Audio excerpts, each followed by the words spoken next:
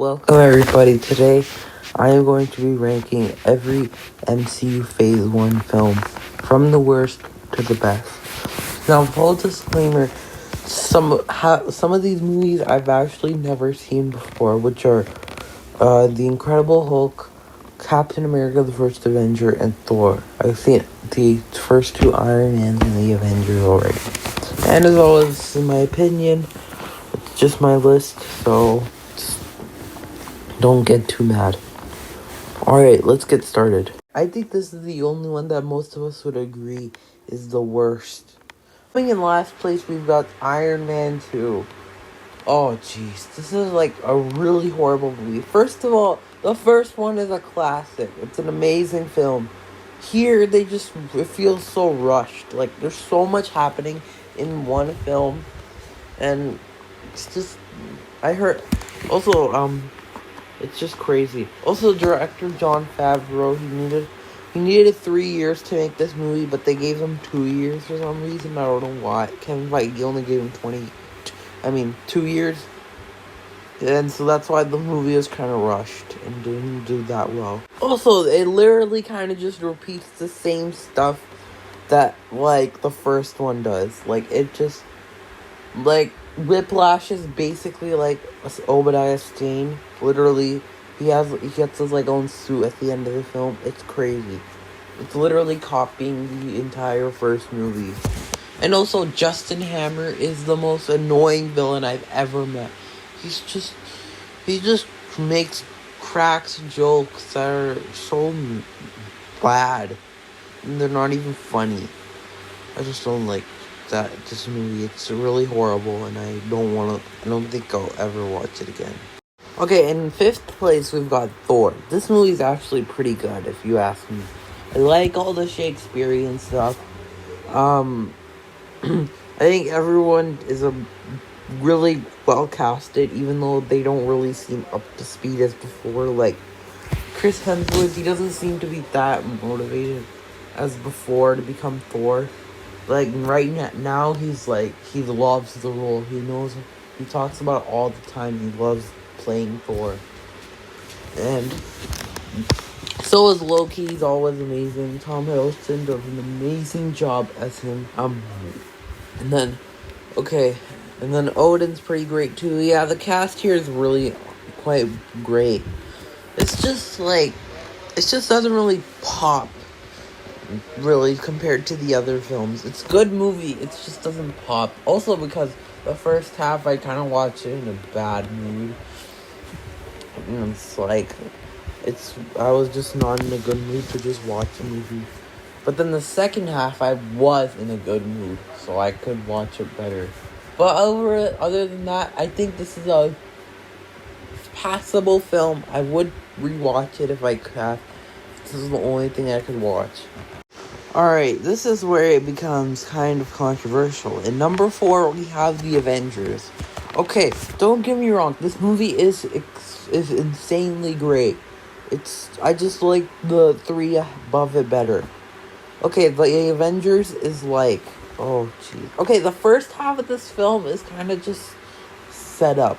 It's literally the entire setup of them, just to set up the second half of the film. Not really that much action. There's a little bit of action, but not that much. But then the second half gets amazing. It gets amazingly great and awesome. So that's what I think about The Avengers. I like how it's a great team up movie. Imagine if this movie sucked though. Like, it would have been like Justice League. Justice League sucked really bad. Except the Snyder Cut, that was a good movie. But we're not talking about that movie. If this movie sucked, think of how the MCU would be. It would be really bad. And it would be just ending its first phase and nobody would care about it. But thankfully it did. Everyone was great here. The cast is always amazing. Samuel L. Jackson is a great Nick Fury. Loki was a good villain in this film. I think I could feel Loki have what's that right word? Like, energetic about his role in the film. not in the first Thor. But other than that, amazing film. But I just like the other three better. I don't think any of you guys were expecting this film to be this high.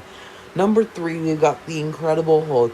This is actually a really underrated film. I think it's a pretty fun film to watch. I do like Edward Norton as Hulk. He's okay. He's pretty good. But Mark Ruffalo is always going to be better than Hulk. A better Hulk. Bruce Banner and Hulk. Mark Ruffalo is better. But he's good. It's just like, the only problem I have with this film is just it's very disconnected from the rest of the MCU. Like, there's not really that. It's just the only person who comes back is General Ross, which I hated in this film. He was so selfish, especially to his daughter, played by Liv Tyler. I think Betty and Bruce had some good chemistry in the film. A lot of people say they don't, but I think they did. It's just a good film.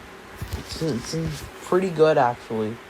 So, that's where I would put The Incredible Hulk. Just a very underrated film, but I can kind of see why. Our runner-up is the original Iron Man. The very first MCU movie is still amazing to this day. Also, I think a big reason why is because it's just kind of, it just doesn't have the rest of the weight of the MCU, and it's had a lot to prove after the release of The Dark Knight. We were gonna see Marvel and DC and the superhero movie thing collapse. I don't know. I haven't seen The Dark Knight. Surprisingly, I haven't seen The Dark Knight. I haven't seen the entire trilogy, actually. I kind of want to, though. I want to just see how it goes. But we're not talking about The Dark Knight trilogy. Iron Man, like I said, this is a really great movie. Everybody is awesome in their roles. Everyone plays their characters well. Everyone can agree Robert Downey Jr. is the perfect Tony Stark / Iron Man. Pepper Potts is great. Terrence Howard's alright. I do like his roadie's pretty good. I do like Don Cheadle's a little bit more, but I kind of wish we got Terrence Howard. Also, Stain. I like calling him that. Stain, he's actually a really good villain. I think he plays the villain. He's a great villain. Jeff Bridges is a really good Stain. It's just, yeah. He's just awesome. That's it. That's all I can say. He's got a good motivation, a good story arc. Kind of an underwhelming death, if you ask me. But I think he's kind of cool. I think he's a cool villain. The only problem I have with this film is, like, the first 20 minutes is kind of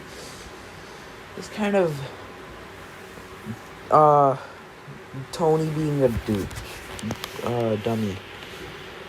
He's just, nobody likes that. I didn't really like the dumb douche thing that much. But I think that's a part of the charm of the film. It's just an amazing film.